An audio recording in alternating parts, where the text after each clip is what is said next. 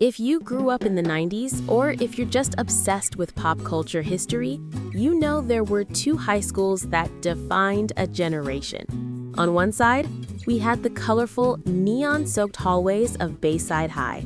On the other, the sun-drenched, drama-filled zip code of West Beverly.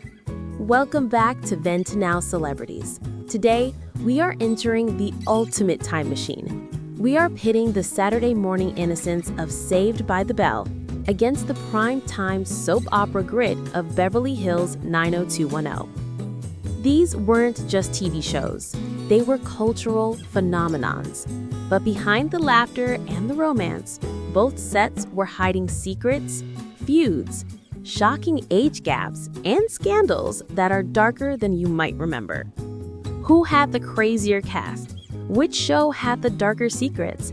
And how did one actress manage to conquer both worlds?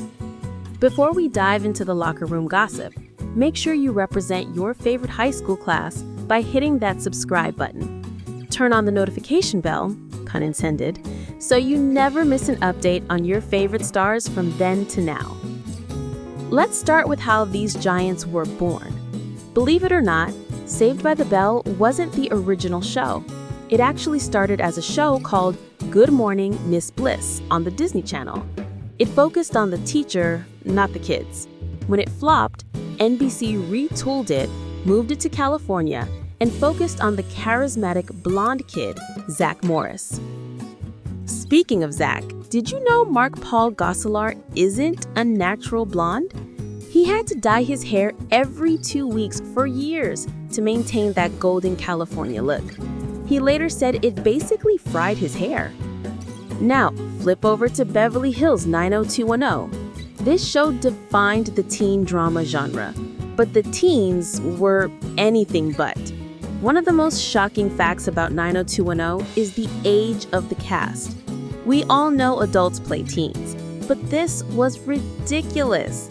Gabrielle Carteris, who played the shy, studious Andrea Zuckerman, was actually 29 years old when the show started. She was old enough to be a teacher at West Beverly. By the time her character got pregnant in the show, the writers had to write it in because Gabrielle was actually pregnant in real life at age 31, playing a high schooler. Does the age gap bother you when watching old shows, or do you just ignore it? Let me know in the comments below. Who was the most convincing fake teenager you've ever seen? Casting is everything, and both shows had some wild stories behind who got the part. On Saved by the Bell, Elizabeth Berkley originally auditioned to play Kelly Kapowski. She didn't get it, obviously. That went to Tiffany Thiessen, but the producers loved Elizabeth so much that they literally created the character of Jessie Spano just for her. There was no Jessie in the original script. Over in Beverly Hills, the casting of Donna Martin is the stuff of Hollywood legend. Donna was played by Tori Spelling. If that last name sounds familiar, it's because her father was Aaron Spelling, the creator and executive producer of the show.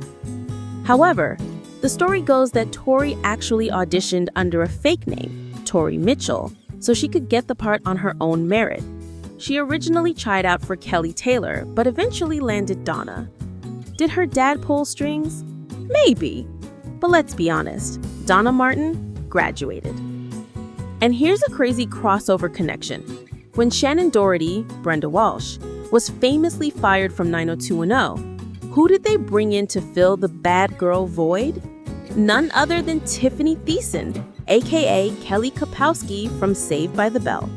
She went from the sweet cheerleader at Bayside to the troubled Valerie Malone in Beverly Hills, proving she could handle both comedy and serious drama. Now, let's get to the juice, the stuff the magazines were dying to cover. On Beverly Hills 90210, the drama on screen was nothing compared to the drama off screen. It is an open secret that Shannen Doherty, Brenda, and Jennie Garth, Kelly, did not get along. Jennie Garth later admitted that there were times when they wanted to claw each other's eyes out.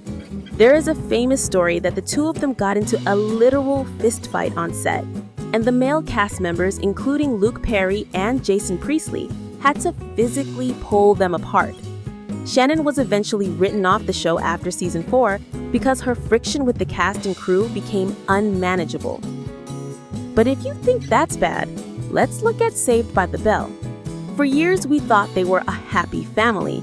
That illusion was shattered by Dustin Diamond, who played Screech. After the show ended, Diamond released a tell-all book called Behind the Bell. In it, he alleged that the cast was sleeping together, doing drugs, and that Mark-Paul Gosselaar was on steroids. Here's the twist, though. Years later, Dustin Diamond admitted that the book was mostly lies. He claimed a ghostwriter wrote it and exaggerated everything to sell copies. Tragically, the damage was done. The rest of the cast estranged themselves from Dustin, and when the 2020 reboot happened, Screech was the only core member not invited back. If you're enjoying these behind-the-scenes secrets, please give this video a big like. It really helps the channel grow and lets us know you want more 90s content. It isn't all gossip and fights, though. Both casts have faced genuine tragedy, reminding us that fame doesn't protect you from real life. The 90210 family was heartbroken in 2019 when Luke Perry, the legendary Dylan McKay, passed away suddenly from a stroke at only 52 years old. He was the heartthrob of the 90s, the James Dean of his generation, and by all accounts, the kindest man on set. His death shocked the world and brought the remaining cast together in grief. Similarly, the Saved by the Bell cast faced their own loss. Dustin Diamond, despite all the controversies and the tell-all books, passed away in 2021 from carcinoma. Before he died, he managed to reconcile slightly with some of his castmates, but it remains a sad ending for the character who brought so much laughter as the goofy Screech. It's also worth noting the mental health struggles. We all remember the iconic Emma, "I'm so excited, I'm so scared" scene where Jesse Spano gets addicted to caffeine pills. At the time, it was kind of funny and over the top, but looking back, it was one of the first times a Saturday morning show tried to tackle the pressure of academic perfectionism on teens. Let's lighten the mood and talk romance. Hormones were flying on both sets. On Saved by the Bell, Mark-Paul Gosselaar admitted that at one point or another, he dated almost all of his female co-stars. But his most serious relationship during the show was with Lark Voorhees, who played Lisa Turtle. They dated for 3 years during filming. Over on 90210, Brian Austin Green, who played David Silver, dated Tiffany Thiessen in real life. They were actually a couple when she was cast on the show. And here's a fun fact. Before he was a big star, Jason Priestley, Brandon Walsh, was roommates in a tiny apartment with another struggling actor, a guy named Brad Pitt. Can you imagine the parties in that apartment? So, when we look back at the legacy of these two shows, which one reigns supreme? Saved by the Bell gave us the archetype of the high school sitcom. It was colorful, safe, and endlessly rewatchable. It spawned movies, a college spinoff, and a 2020 reboot. It's the ultimate comfort food.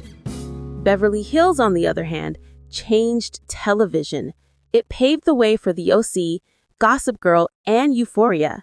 It proved that you could talk about sex, drugs, suicide, and pregnancy on a show aimed at young people.